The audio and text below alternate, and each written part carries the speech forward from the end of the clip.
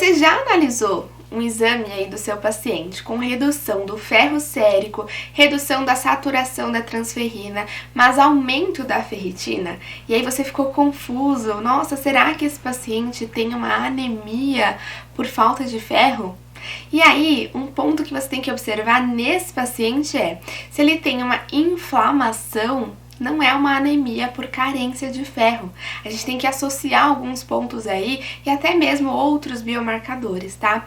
Então, por exemplo, num caso de obesidade, num acúmulo excessivo de tecido adiposo, em que existe ali uma inflamação importante. Então, a gente vai ter que levar isso em consideração. Bom, lembrando ali do básico, em uma função normal, né, numa questão fisiológica, a gente tem ali algumas proteínas envolvidas com a absorção, com o transporte do ferro. Então a gente tem proteínas ali no nosso enterócito que vão absorver o ferro, a gente tem o transportador de metal divalente, a gente tem a ferroportina, enfim, são algumas proteínas que participam tanto da absorção, até mesmo outras proteínas que participam do transporte do ferro, né, para estabelecer aí uma homeostase. E a gente tem uma proteína importante também, que é produzida pelo fígado, que se chama epicidina. E essa epicidina é responsável principalmente por essa homeostase do ferro.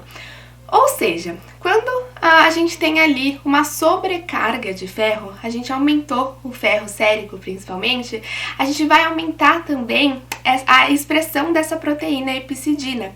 E aí o aumento dessa proteína, da expressão dessa proteína, vai sinalizar os transportadores lá do intestino que já tem muito ferro aqui, então vamos bloquear um pouquinho esses transportadores, né? Então, é um mecanismo ali fisiológico para realmente ter uma homeostase do ferro. Então, a gente viu que aumentou o ferro, aumenta essa proteína epicidina, e aí, então eu bloqueio um pouquinho a absorção.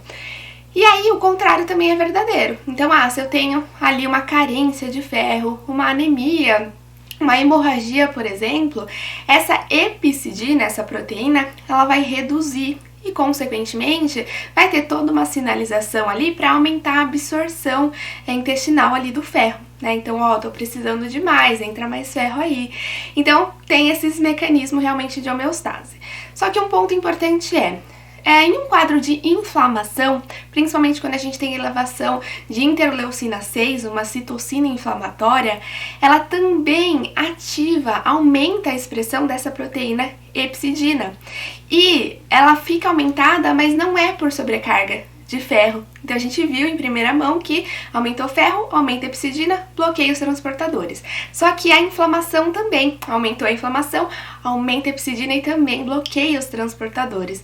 Ou seja, essa pessoa pode ter uma alteração aí nesses exames, com redução do ferro sérico, com redução da saturação dos transportadores, mas não é por uma carência de ferro, é porque realmente teve uma alteração aí nessa proteína que está envolvida na homeostase.